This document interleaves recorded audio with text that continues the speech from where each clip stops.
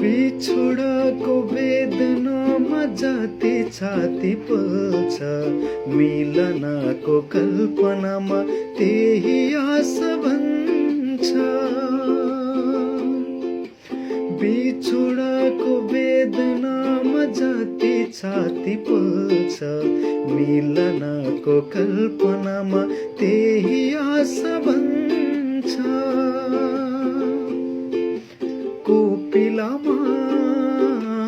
कोपिलामा आँसु जसै मुटु भित्रै पुग्छ,